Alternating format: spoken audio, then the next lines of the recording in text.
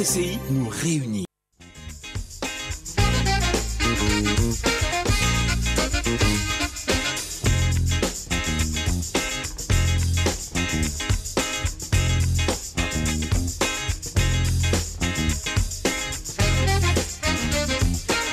Vous écoutez Radio Tunisien International, c'est autour de midi, deuxième heure, après le théâtre, le sport, après Zen Farhat, Habiba Ghribi. Bonjour Habiba. Bonjour Karim, bonjour tout le monde. Merci d'avoir accepté cette interview. Au plaisir à moi. Alors Habiba, comment ça va déjà? On t'a vu avec des béquilles, une opération et tout, ça va mieux? Oui, beaucoup mieux, alhamdoulilah. Bon, c'était une opération pas très grave, on va dire. C'est une opération, j'ai déjà fait, c'est une opération qui date de 2010. D'accord. En fait, et j'ai des petits vis dans le pied que j'ai enlevés, c'est tout. C'est pas très méchant, quoi. Ah d'accord, donc finalement c'est pas quelque chose qui te gênait ou... Si, ça me gênait, en fait, ça m'a un peu gêné au milieu de l'année pour ma préparation. D'accord. Et ça, en fait, c'est les vis qui inflamment l'os et du coup, ça m'a empêché un peu de m'entraîner. Mais j'ai fait des soins un peu, on va dire, j'ai fait des infiltrations et tout ça pour que j'enlève la douleur jusqu'à ce que j'ai fini les jeux après pour les enlever. Et maintenant c'est tranquille, hein? Oui, tranquille. Bon, pas vraiment tranquille, on va dire, parce que ma blessure, c'est une autre blessure, c'est le genou. Ah. Et je suis en train de faire les soins aussi pour le genou. C'est des soins intensifs tous les jours avec un kiné.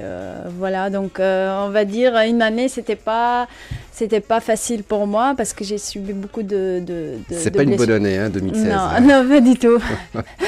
Pas du tout.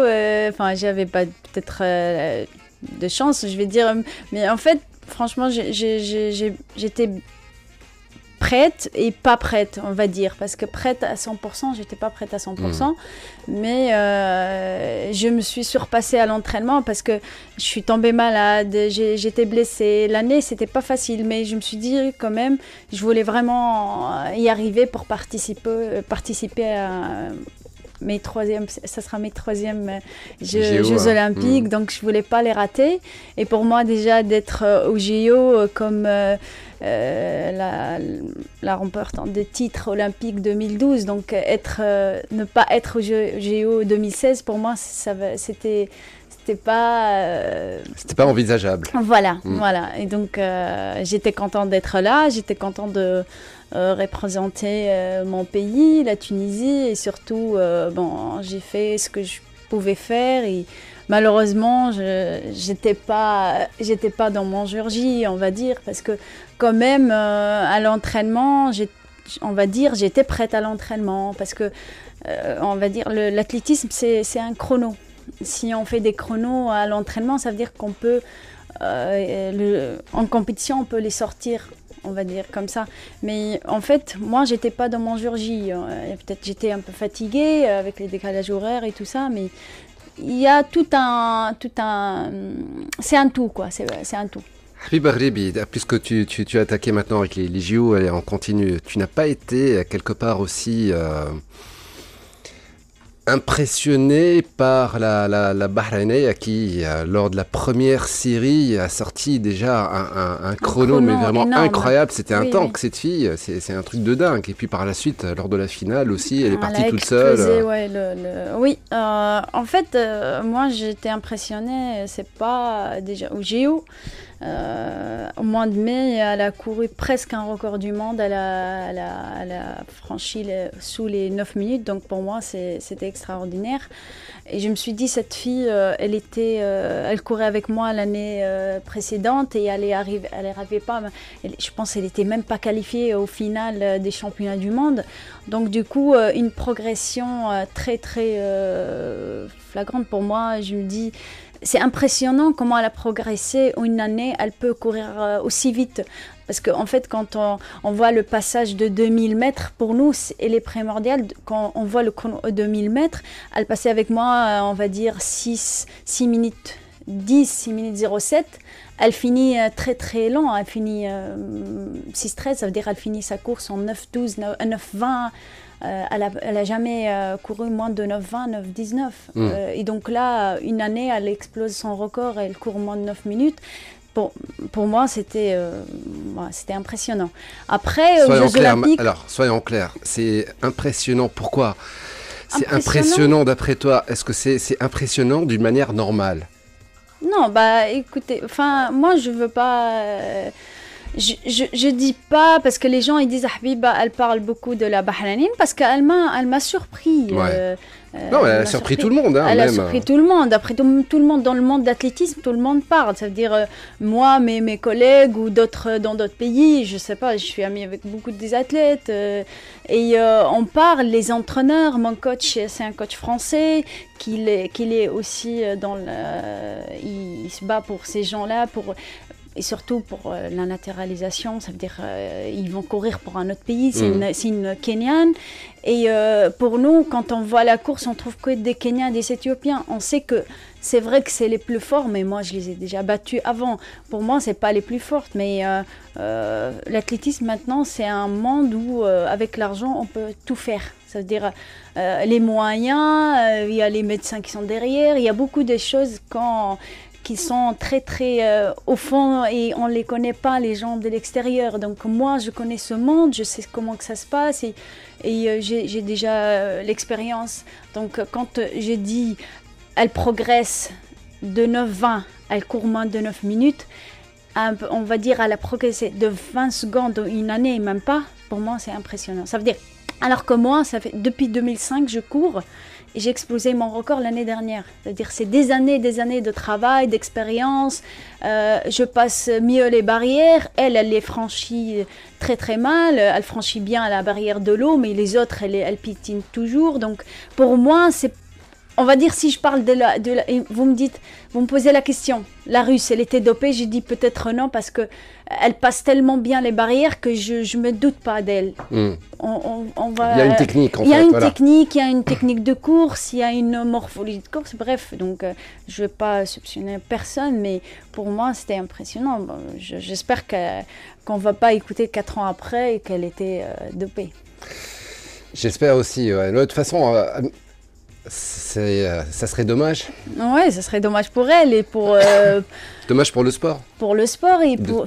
dommage pour le principe. Moi, je me bats aussi. Voilà. Je suis dans la commission des athlètes à l'IAF international, donc on se bat pour ça et à chaque fois, on se dit, je sais pas, un athlète qui était déjà dopé, qui peut être meilleur sportif de l'année, moi je dis non.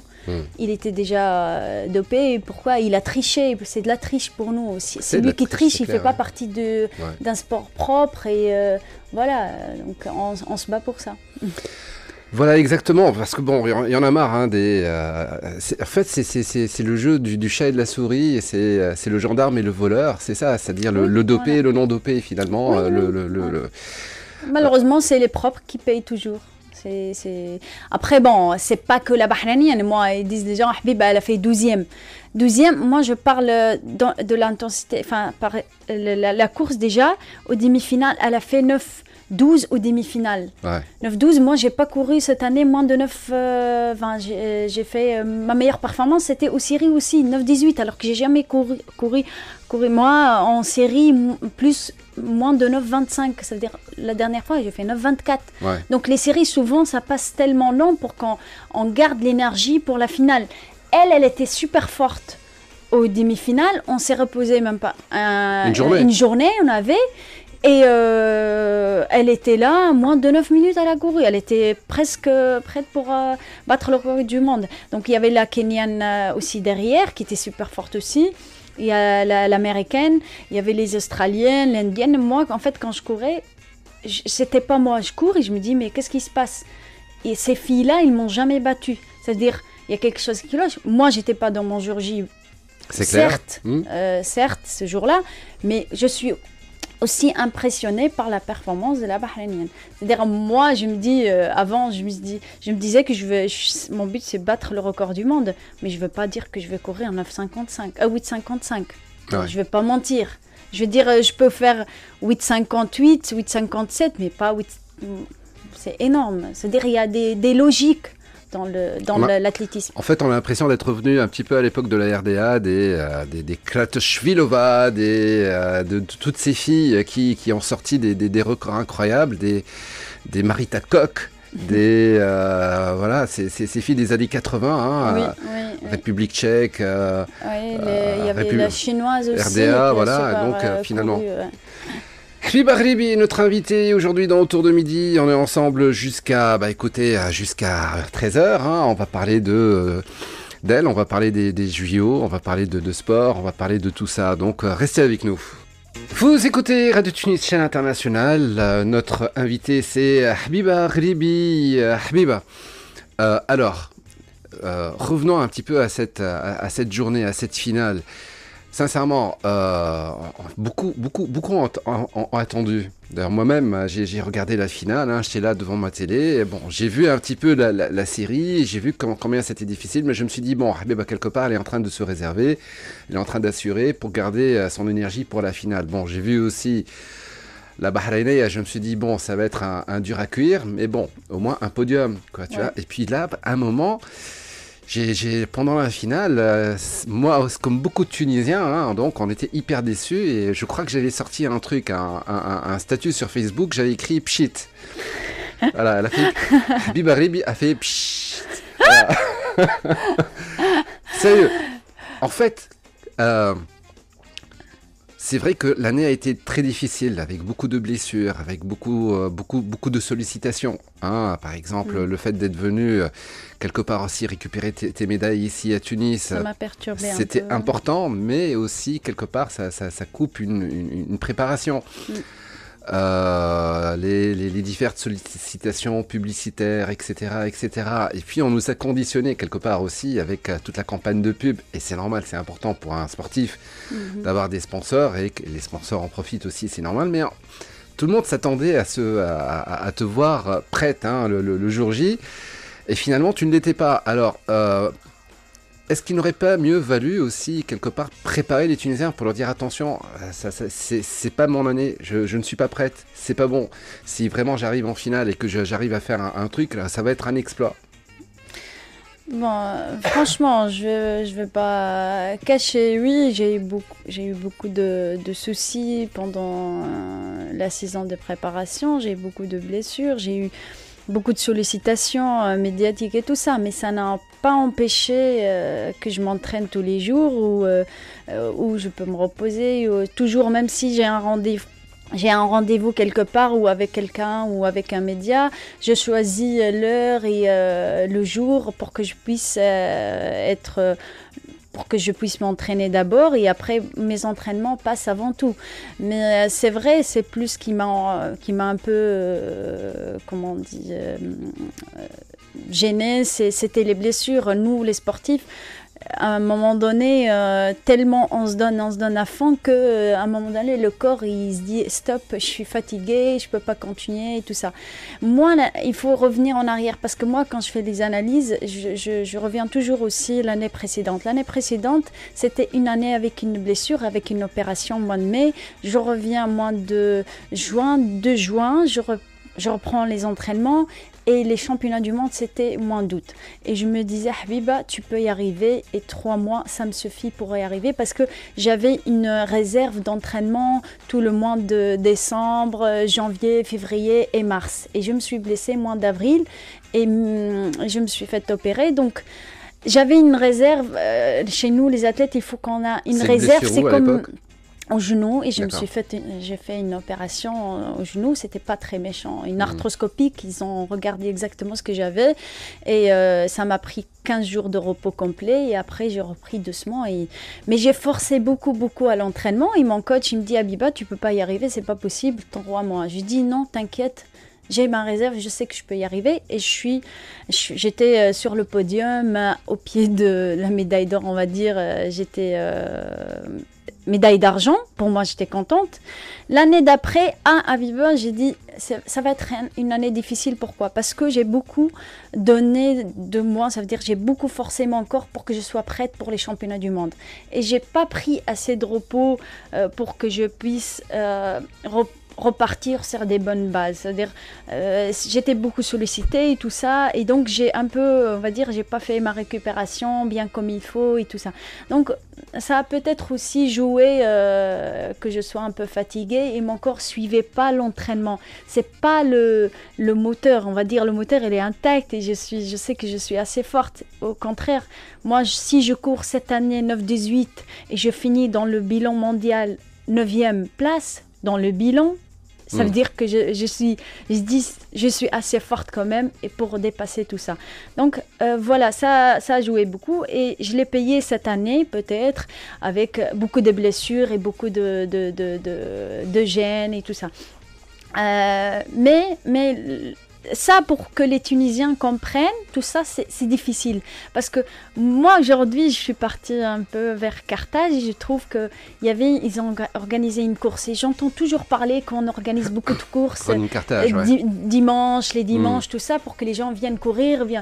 Et je vois que les gens, ils s'ouvrent un peu sur l'athlétisme. Les gens, avant, ils ne connaissent pas l'athlétisme. Ils ne connaissent pas un peu. Ils connaissent, oui, mais la course à pied, que ce soit dans notre culture. C'est Gamoudi, c'est tout. Voilà, oui, mais depuis, on n'a pas des jeunes qui sortent courir le dimanche. C'est plus grasse matinée et tout ça. Donc, j'étais un peu contente. J'ai dit, Habiba, t'as fait un peu changer dans le peuple tunisien quelque chose. C'est quoi? C'est qu'ils commencent à aimer l'athlétisme et la course à pied. C'est pas le sport en général. Et surtout la course à pied, parce que on a eu du mal à sortir les dimanches ou sortir après le boulot, aller mettre des baskets et aller courir et tout ça. Donc, ça a changé beaucoup et je suis super contente. C'est vrai que les Tunisiens, ils ont attendu Habiba pour que l'hymne national, moi aussi j'ai attendu ça. Personne ne veut pas. Ça veut dire chaque athlète qui a goûté au Gaulois, qui a goûté au podium et tout ça, il ne veut pas prendre haut son drapeau. C'est pas. J'ai jamais. C'est-à-dire, je me suis jamais dit, Habiba, non, on ne va pas aujourd'hui à l'entraînement parce que tu es fatiguée. Non, jamais. Quand je me réveille le matin, je dis, malgré que je suis fatiguée, non, je vais y aller. Pourquoi? Parce que j'ai envie. Parce que c'est mon travail. Parce que je fais ça parce que j'aime ce que je fais. Donc, j'ai déçu les Tunisiens. Je suis contente parce que les Tunisiens, ils m'ont supporté aussi. Ils étaient déçus malgré ça. Ils étaient avec moi et on t'encourage et tu resteras toujours Habibatna et tu resteras toujours notre fierté et tout ça. Et moi, je suis fière que je porte ce drapeau. Je suis fière que les Tunisiens, enfin, ils commencent un peu à analyser les choses, ils commencent à comprendre ce que c'est l'athlétisme, ils commencent un peu à comprendre ce que c'est le jour J. On ne peut pas être toujours dans nos malheureusement, et c'est arrivé pour moi pendant ces JO-là, et pour moi, c'est déjà oublié, parce que si je parle, parce que les gens veulent parler, mais pour moi, je l'ai oublié déjà la course, et je suis passée à autre chose. Maintenant, je me soigne, et j'essaie de reprendre sur des bonnes bases, comme je dis. Là, tu te reposes. Tu reposes le corps finalement. Oui, le corps, parce que j'ai besoin. J'ai besoin. Et ils disent, Habiba, elle a 32 ans, et comment elle va... Alors que j'ai réalisé ma meilleure performance l'année dernière, j'avais 32 ans. 9,05. C'est dingue cet âge de 32 ans, parce que, attends, Melek Jazili, 32 ans, qui est en train de réaliser sa meilleure saison. Oui, je suis fière de Melek aussi. Top 50. Oussem a 32 ans aussi, donc qui... Oui, si on veut quelque chose, je n'y arrive. Ça veut dire si on a une hygiène de vie, ça veut dire... aussi, on peut pas parler. Des fois, il y a des problèmes personnels qui peuvent toucher la personne. On est des êtres humains, comme tout le monde. C'est vrai, on est des êtres humains comme tout le monde, mais on est hors norme. Toujours Cheikh Belhaj, il me dit ce mot et je me rappelle toujours. Il dit, vous êtes hors norme. Hors norme, ça veut dire qu'on est les meilleurs au monde. C'est pas pour rien. Ça veut dire qu'on a quelque chose de différent des autres. Voilà. Et je sais, mais des fois, on est des êtres humains. On veut, par exemple, moi, je veux bien... je sais pas, moi, depuis l'âge de 15 ans, je suis pas restée une semaine complète à côté de ma mère. Ça veut dire que ça me manque. Je pense que tous les Tunisiens, ils sont là, Moi, j'ai pas eu cette... comment on dit, la jeunesse normale, c'est-à-dire que j'ai pas vécu mon enfance, l'adolescence, tout ça. J'ai vécu autrement dans le sport. C'est que je voulais toujours gagner, j'avais des objectifs dans la vie, c'est que je veux être la meilleure au monde, et je suis arrivée à cet objectif-là, et je dis alhamdoulilah, voilà. Tu as eu des déceptions quand même en rentrant en Tunisie quelque part aussi, parce que c'est sûr, ok, d'accord, oui, oui. Il y a des gens qui comprennent, qui t'ont soutenu, et puis il y a d'autres aussi qui ont été atroces. Oui, il y avait des insultes même, il y avait des gens qui, pour moi, c'est des gens qui ne comprennent pas au sport. Ils ne savent pas ce qu'ils disent sur Habiba, ils ne savent pas ce qu'elle... C'est-à-dire, il voit Habiba, elle a fait 12e, bah, il a vu quelqu'un qui le critique, elle a fait, je critique moi aussi. Alors qu'il ne sait pas, même des fois, il n'a même pas regardé la course. Tu vois, pour moi, c'est... Et c'est c'est que 12e, c'est une malédiction cette année aux Jeux Olympiques, parce qu'il y a Habiba qui est 12e, il y a Oussema Malouli qui est 12e, l'équipe nationale de hand qui a terminé 12e. Et j'ai tellement rigolé après ça. J'ai dit, oh là, les Tunisiens, ils ont trouvé quelque chose pour parler. Habiba 2e, Oussema 12e, qu'est-ce qu'on a fait? On a dit qu'est-ce qu'on n'a pas fait, aussi, oh bon Dieu. Pour moi, c'était tellement rigolo. Mais bon, Oussema, il a fait une course d'un bâton. Pour moi, j'ai regardé tout ça. Pour moi, Oussema, à 100 mètres près, hein. Oui, voilà. Ouais. Il ne faut pas dire... On va pas dire, on est 15 au départ, on ne va pas être toujours les 15 sur le podium. Ça, c'est clair. Il y aura toujours quelqu'un qui va... Mais voilà, ça arrive et moi, je m'excuse auprès des Tunisiens qu'ils ont attendu... Mais t'excuser pourquoi finalement? Non, je m'excuse parce que pour moi, c'était pour eux, ils attendent tous le drapeau. Moi, je l'ai porté le drapeau autrement. Parce que comme nous tous, on a été conditionnés par les médias, par la pub, par tout ça, parce qu'on s'attendait à ce que Habiba soit au top. Mais finalement, c'est pour ça que la première question que je t'ai posée, c'était peut-être il aurait fallu faire une communication pour dire attention, on n'est pas seul, il y a aussi d'autres. Franchement, non, moi... On dit un champion, il se bat toujours. Ouais.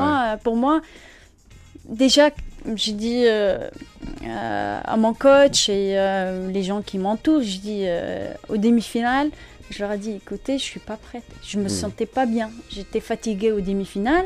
C'est pas en une journée, je vais récupérer et je vais être au top forme. Déjà, une semaine avant, j'étais fatiguée.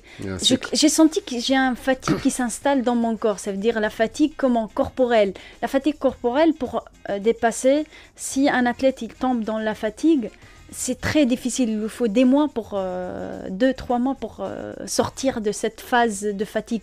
Pourquoi? Parce que moi, je te disais, Karim, 10 jours avant, j'ai fait un record du monde à l'entraînement. Aux 2000 mètres, pas aux 3000 mètres steeple, aux 2000 mètres, et après je fais un 1000 mètres derrière à l'entraînement et je bats aussi mon record. Ça veut dire j'étais sur les bases d'un record du monde. Mais ça n'a pas... Je me suis dit peut-être, quand je fais l'analyse, je dis Habiba, peut-être tu étais fatiguée 10 jours avant, tu as donné beaucoup de... Alors que non, j'étais tellement bien que je pouvais faire encore plus à l'entraînement. Et j'ai demandé à mon coach, je dis, tu sais que je peux faire encore un truc, ça veut dire... Bon, non, Habiba, il me dit, ça suffit, t'es bien, t'es prête. On reste comme ça. Après 10 jours, malheureusement, je me retrouve, je n'étais pas bien. Ça arrive, voilà.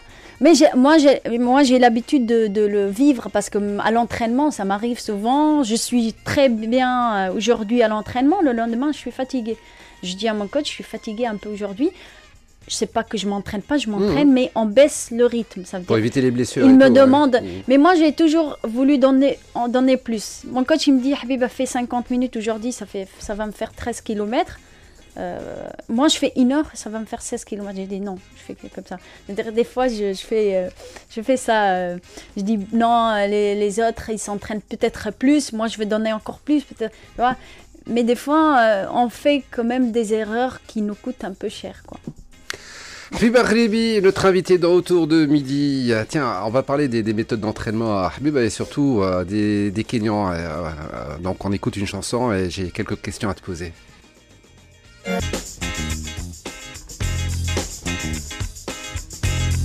Vous écoutez Radio Tunis International, notre invité c'est Habiba Ghribi. Habiba, c'est oublié donc tout ça, hein? Oui, c'est oublié. Et tu t'es réconcilié avec les Tunisiens ou pas finalement? Comment ça se passe dans la rue quand tu te promènes et tout? Quand ils te voient, ils sont toujours contents, voilà. Ah franchement, ils sont toujours contents, ils sont là, ils viennent envers moi, ils prennent des photos, on est fiers de toi. Et, non, pas du tout. Moi je me suis dit, j'ai eu plus de succès quand je suis un peu, je veux dire, j'ai pas réussi. C'est-à-dire, j'ai pas vu, je sais pas, personne qui m'a... Pour l'instant, personne qui est venu me critiquer, sauf peut-être derrière mon dos, mais en face de moi, tout le monde vient... Sur Facebook, en fait. Hein, oui, voilà, ils sont derrière leur ordi, voilà, ils sont là pour critiquer. Il y a ce, entre guillemets, journaliste qui avait sorti... c'est l'histoire de la jeune athlète avec le voile et tout, et qui a dit Habiba, oui. Franchement, ça, c'était un truc très monté. Ça t'a fait mal? C'est une histoire montée. Ça t'a fait mal ou non? Non, parce que je connais très bien la fille, et cette fille, elle m'aime beaucoup, et je l'aime, cette fille. Et c'est une athlète qui a beaucoup de talent. Et on avait parlé, on avait discuté ensemble. Et en fait, moi, je parlais technique, Karim. Je dis... Ça veut dire quand elle tombe dans l'eau, ça va la gêner et quoi que ce soit. Mais je parlais pas du tout, je suis contre ou elle réussit pas. Il y a des athlètes dans d'autres sports, oui. Moi, quand je vois, je rigole quand les gens, ils me postent des photos d'une athlète américaine qui fait de l'escrime alors qu'elle porte un masque pour faire elle se bat avec son fleuri ou je sais pas quoi. Je suis pas trop escrime avec Inès, mais elle met le foulard. C'est une Égyptienne qui participe, je pense, pour les États-Unis. Et ils me disent, oui, regarde, Habiba. Mais je parle pas de ça, moi, je parle de ma spécialité de 3000 mètres steeple. Le steeple, c'est de l'eau, où on tombe dans l'eau, il y a des barrières, il y a des obstacles. C'est une course des obstacles. Et si on met encore quelque chose qui nous tombe dans l'eau, je veux dire, quand je tombe dans l'eau, je reste là-bas, pour moi, j'ai dit... Ça alourdit, c'est l'eau qui reste. Ça alourdit et ça va l'empêcher pour aller plus vite, je vais dire. Mais c'est une fille qui a beaucoup de talent. Moi, j'ai dit, c'est une fille, elle a fait un chrono dernièrement. Et malgré ça, elle est en train de progresser et elle a fait un record et j'étais contente. Je dirais, ils m'ont dit qu'elle a fait un record au championnat du monde junior. D'accord. Malheureusement, elle était 5e. Moi, je me suis dit, peut-être si elle n'avait pas le pantalon qui l'empêche à aller plus vite, elle pouvait être sur le podium. Ça veut dire, nous, c'est du gâchis. C'est-à-dire, pour moi, c'est une athlète qui a beaucoup de talent, qu'elle pouvait être aussi une championne olympique un jour. Et moi, je me bats pour ça. Je me bats pour l'athlétisme. Je me bats pour la femme tunisienne, qu'elle soit... toujours, enfin, je veux pas que ce soit Habiba. Moi, quand je regarde derrière moi en athlétisme, je trouve personne. Personne, je veux dire, qui c'est qui va prendre le relais derrière Habiba? Je trouve pas. Il y a des autres, il y a des jeunes, oui, mais quand est-ce qu'on va comprendre qu'il faut leur donner un peu les moyens? Parce que Habiba Ghalibi aussi, c'est un parcours hors norme, différent. Oui. Complètement différent, parce qu'à un moment aussi, tu es parti, tu n'es pas resté ici, et tu t'es pris en charge et tu es parti ailleurs. Oui, je suis partie parce que j'ai pas trouvé ma chance, j'ai pas trouvé l'encadrement, j'ai pas trouvé les moyens, j'ai pas trouvé ce que je voulais. Oussama Malouli aussi, à un moment, il est parti s'entraîner ailleurs. Moi, l'histoire, moi et Oussama, c'est différent. Qui comprend les gens? Oussama, il est parti, c'est l'État qui l'a envoyé. C'est-à-dire, le ministère, elle a payé une bourse pour qu'il va en France, il fait ses études, et il va aux États-Unis faire ses études, et c'est Cheikh Belhaj qui a tout fait pour lui. Ça, je sais que c'est... Mais moi, je suis partie seule. Ça veut dire que je suis montée dans l'avion, et parce que je suis une fille éduquée, j'ai pris mon téléphone, j'ai appelé mon coach, et je lui dis, écoute, je pars. Pourquoi? Et je suis dans l'avion. L'avion, elle a fermé ses portes et elle commence à rouler. Je veux dire, là, je me suis dit, bon, ils vont pas me faire. Et j'ai dit, je pars parce que, voilà, vous m'avez pas donné ma chance. Et je suis pas aimée par tous les gens qui travaillent à la fédération et tout ça. J'avais pas... Habiba, pour eux, c'est un obstacle. Il y avait d'autres athlètes. Et cette génération, avec moi, on était 5 ou 6 filles. On était très très forts. Il y avait des filles même plus fortes que moi, mais ils sont pas arrivés. Pourquoi? Parce qu'ils sont restés ici. Ils ont pas, je sais pas, ils ont pas suivi leur famille qui veulent pas. Ils font leurs études. Il y a l'autre qui, je sais pas, elle est tombée dans un autre, le radicalisme et tout ça. Donc chacune elle a pris une route différente et je trouve personne. Tu avais quel âge à l'époque? 22 ans. 22 ans. Donc, je suis partie à l'âge de 22 ans. Je reviens après. Je fais l'événement. Je suis partie mars 2007. Et je bats mon record en 2007, en France. Je fais une compétition et je gagne des petits meetings en France pour un peu gagner ma vie. Je commençais un peu à toucher, on va dire, à toucher un peu, gagner de l'argent et tout. Et les gens, ils commencent à s'intéresser à moi. Il y a un club français qui s'intéressait à moi. Il m'a fait une licence et je commençais à courir avec eux. Et 2008, je fais mon record et je bats mon record. Je fais j'étais au top 20 et je fais le minima A pour les Jeux Olympiques 2008. Et là, les Tunisiens encore ils réfléchissent si ils veulent me prendre pour aller aux Jeux Olympiques ou pas. Mais c'est impressionnant. Ça veut dire, c'est vrai, mon histoire, c'est différente. Enfin, je veux dire, je pense les sportifs, peut-être Mel Koussi, il a beaucoup compté sur lui aussi. Il y a on n'a pas toujours eu cette chance d'avoir une bourse au COS. Habiba Gheribi, elle a commencé à avoir une bourse de l'État en 2013. 2013 quand j'ai déjà eu un titre au championnat du monde, champion du monde 2011 et champion olympique 2012. Mais donc, c'est pas, on va dire maintenant, Habiba Yaqoulou, on a dépensé beaucoup d'argent. Ils ont pas, pour moi, ils ont pas beaucoup. C'est l'athlète la moins chère qui a coûté au pays pour avoir un titre olympique. Voilà. Je ne sais que dire. Je ne sais que dire. C'est atterrant, c'est tout ce qu'il y a de plus. Voilà. Écoutez, c'est bon. Habiba Gheribi. Déjà, est-ce que tu aurais des... Tu es en train de regarder derrière toi. Il n'y a pas de Habiba Gheribi actuellement en athlétisme, c'est clair. Il y en a. Mais il faut les chercher. Oui. Il faut les chercher. Je veux dire, on a... Est-ce que tu comptes un jour t'y mettre toi aussi? C'est-à-dire, je sais pas, créer une école, être... entraîneur, être président de fédération, être ministre des Sports. Moi, je veux pas être dans un bureau, ne rien faire. Non. Ouais. Moi, je veux me battre pour l'athlétisme. Je veux que l'athlétisme prenne ses chances et il donne, et surtout le sport individuel. Parce que quand on voit le sport individuel, ce qu'il fait pour le pays, on ne peut pas cacher, on va dire, la vérité. C'est la vérité. Il y en a marre du foot. Oui, enfin, le foot, c'est autre chose. Le foot, c'est une autre culture. C'est pas... les Tunisiens, maintenant, ils commencent à s'intéresser au sport individuel. Et heureusement, ils commencent parce que il faut que ça rentre dans notre culture de tous les jours. Ça veut dire quotidienne. C'est-à-dire, quand... un parent, voilà, les parents, quand ils vont à l'école, ils s'inscrivent leurs enfants, ils disent voilà, qu'est-ce qu'ils peuvent faire vendredi l'après-midi ou mercredi après-midi après l'école. Il faut qu'ils trouvent une activité physique. C'est quoi l'activité physique? Soit l'athlétisme, soit le taekwondo, soit le judo, soit... Il y a un sport. Et c'est comme ça qu'on va créer des champions et on va les trouver. C'est vrai que l'athlétisme, c'est différent parce qu'on va les trouver à Sidi Bouzid, Kharouen, Gafsa, El Kef, dans les régions... les petites régions comme ça, dans le Rif de Tunisie, et c'est comme moi, c'est là d'où je viens. Donc c'est pour ça que je tiens à ces athlètes-là, et je tiens cette fille-là quand on parlait, elle vient de Sidi Bouzid, et il y a 3 avec elle qui sont elles ont le même niveau, c'est-à-dire aux 1500 mètres. Et tout. Si moi j'avais le temps pour m'en occuper, je le fais. Mais maintenant, je dis, c'est vrai que je m'entraîne tous les jours et tout ça, et j'entends que je dis, il y a une athlète qui a fait ça, et ça me touche parce que je sais que il y a pas les bonnes personnes qui les sortent qui le font rêver. C'est-à-dire rêver quoi?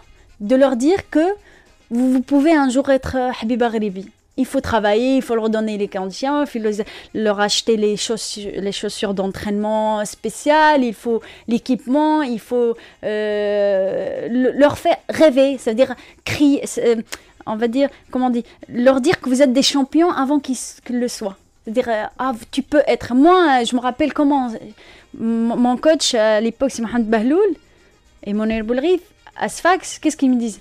Habiba, la première course que j'ai faite régionale à Sfax, il m'a dit, tu vas à ton père et tu lui dis, tu viens t'entraîner dans le club CSS, et tu leur dis que tu peux être champion du monde, et tu peux être champion, déjà commencer champion de Tunisie, tu peux être dans l'équipe nationale, une athlète connue, tu peux être champion du monde. Donc moi, quand j'ai parlé à mon père, je lui dis ça. Je dis voilà, ils m'ont dit que tu peux être champion olympique. Et moi, je savais même pas ce que c'était l'athlétisme. J'ai commencé à regarder l'athlétisme en les années 2000, 99. C'est-à-dire que je connaissais même pas ce que c'est l'athlétisme. Je connaissais même pas que ça existait. Gamoudi, papa, oui, il le connaît. Moi, quand je commençais à courir, c'est là où papa me dit, ah bah oui, tu vas devenir Gamoudi. Et là, quand je rentre de l'école où je cours, tout le monde m'appelle Gamoudeya. Ça a commencé Habiba Gamoudeya. Donc, c'est rentré. Et alhamdoulilah, je suis qui je suis aujourd'hui. Je suis une championne olympique. Et voilà, mes parents, ils sont fiers. Et j'espère faire quelque chose pour mon pays, pour le futur. Il y a quelque chose qui est important. En fait, il y a deux événements importants. D'abord, que tes parents t'aient laissé aller à Sfax pour t'entraîner. Ça, c'est extrêmement important.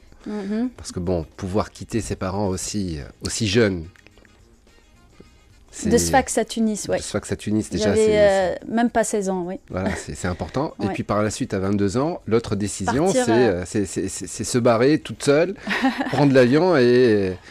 Donc, tes parents t'ont toujours encouragé, en fait? Comment ça s'est passé réellement? Oui, papa, il aime le sport, il aime le foot, il aime le hand, il aime tout, papa. C'est-à-dire maintenant, il rate pas un match de foot. Alors, par exemple, quand il vient à Tunis me voir, il y a un match...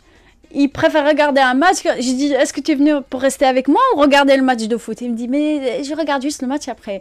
Donc, papa, il aime le sport. Il a été déjà, il a fait je sais pas combien de 60 km à pied pour aller voir Gamoudi courir. Parce qu'il n'avait pas de télé chez lui. Il ne passait pas la course de Gamoudi, j'allais dire, fait dans la... Je sais pas. Bref, et, mon grand-père, c'était un chevalier, c'est-à-dire c'est un coureur de course sur les chevaux. Donc, il était champion aussi, il était honoré par Bourguiba. Donc, papa, le sport, c'était dans le sang. Et quand il m'a vu, c'est-à-dire sortir, j'ai dit, papa... Il a vu en moi cette fille qui veut y arriver. Donc, il m'a encouragée encore plus. Dire la vérité, maman, elle était un peu... Je vais dire, oui, ma fille, elle va nous quitter. Moi, je fais partie d'une famille nombreuse, mes sœurs et tout. Mais papa, il m'a dit, écoute, tu veux ton avenir? Pars en Tunisie. Et je suis venue au lycée sportif. C'est là où j'étais avec Melek et Inès et tout le monde. On est passé par le lycée sportif de Manza. Et maintenant, voilà, la décision qu'a pris papa et que j'ai prise moi-même, c'était la bonne décision. Après, c'est vrai que j'ai beaucoup souffert. Il faut pas. J'ai beaucoup souffert au lycée sportif. J'avais pas. J'étais pas. J'ai dit toujours, j'étais pas la Habiba, l'athlète aimée par tout le monde. Et jusqu'à maintenant, peut-être il y a des gens qui n'aiment pas Habiba parce qu'elle a réussi, parce que. Mais là aussi, j'ai pris une décision et j'étais voir papa. Je dis, tu m'as laissé à 16 ans, tu dois me laisser maintenant.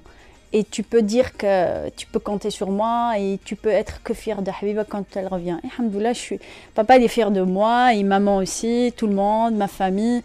Et voilà, et tout le peuple tunisien est fier de Habiba, je pense. Oui, c'est clair. Habiba Ghribi, c'est notre invité aujourd'hui. Tiens d'ailleurs, salutations de Semir Aklemi, notre grand journaliste sportif. Oui, je lui ai dit que je passe. Il te passe le bonjour, il m'a appelé. Et tu dis salut les sportifs, coucou sur antenne de ma part à Habiba. Habiba, voilà, le temps passe vite, hein, presque dans 8 minutes, il sera 13h. Là, maintenant, qu'est-ce que tu fais? Donc, tu te reposes, tu viens de terminer, donc d'enlever les clous de ton pied. Là, je commence déjà à marcher, j'ai enlevé les points de suture, donc ça va. Je veux commencer à nager un peu. Et après, je fais du vélo. Pour courir, il faut encore un peu de temps. D'accord. Et je fais autre chose en attendant pour que je garde ma forme. Et je fais beaucoup la rééducation chaque jour. Quels sont tes objectifs? Les championnats du monde, Inch'Allah, et les Jeux méditerranéens. C'est prévu pour quand, les championnats du monde? Les Jeux méditerranéens, mois de juin. D'accord. Fin juin, début juillet. Et les championnats du monde, mois d'août. Donc le 8 et 11 août, Inch'Allah. D'accord. Et voilà, après il y a quelques compétitions avant. Voilà, attendez-moi et voilà, toujours... Tu vas essayer de faire les... Tu vas te concentrer sur le championnat du monde ou alors cette année, par exemple, tu peux te dire, je vais attaquer la Golden League, par exemple? Non. Moi, je ne suis pas une fille qui court pour l'argent. Parce que le Diamond League, je pouvais les faire et je gagne plus d'argent que je gagne le championnat. Non, il en faut aussi. Oui. Il en faut. Non, moi j'aime le drapeau, j'aime porter le drapeau et j'aime voilà, c'est les championnats pour moi, c'est les championnats. On peut pas être champion du monde tous les ans ou enfin chaque mois. Alors que le Diamond League, on peut faire chaque mois un Diamond League et on peut gagner.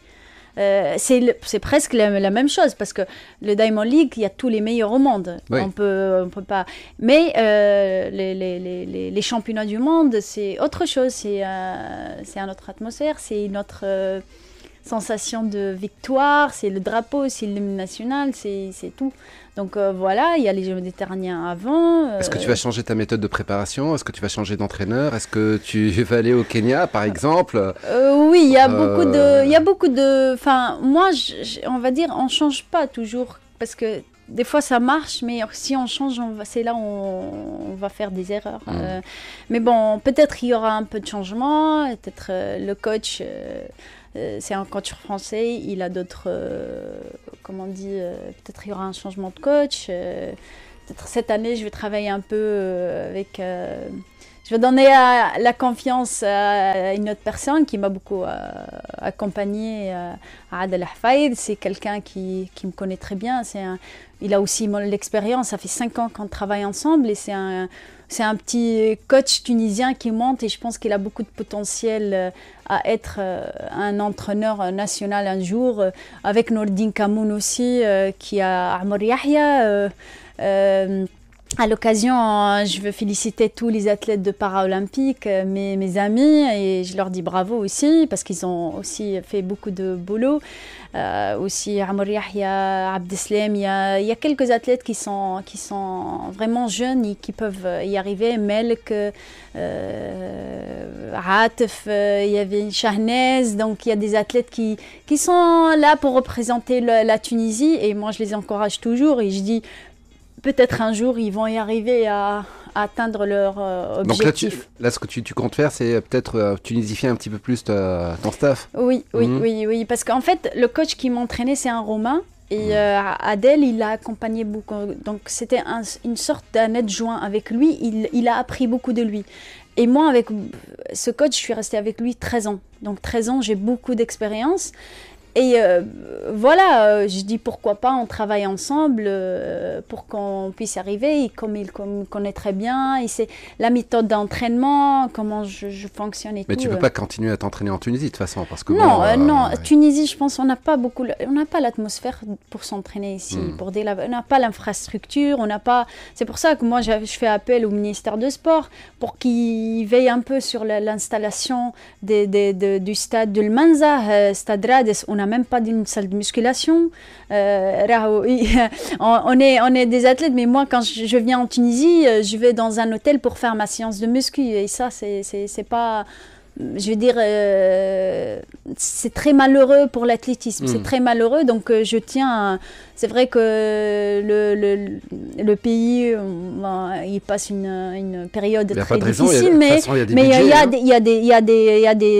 moi, je sais qu'il y a les budgets pour ça. Je sais qu'il y a des gens qui parlent, mais il faut pousser les gens à travailler. Il faut donner les conditions. Il faut donner des chances à d'autres athlètes aussi. Il n'y a pas que Habiba, il n'y a pas qu'Amr, il n'y a pas que les athlètes connus. Il y a d'autres aussi qui font les championnats de Tunisie. Et il y a des athlètes juniors et tout, qu'il faut qu'on leur donne les moyens pour qu'ils puissent y arriver. Sinon, quand on voit un athlète, il n'a pas une paire de pointes spéciales avec quoi il va sauter ou avec quoi il va jeter du poids ou il va lancer un poids, c'est malheureux. Donc, il faut qu'on travaille tous sur ça. Voilà. Et j'espère qu'on se réveille un peu, on se réveille. Inch'Allah. Il faut que tu deviennes... membre fédéral ou Moi, sans que je suis membre fédéral, je me bats toujours pour les athlètes. Donc, quand je vois un ministre ou je vois...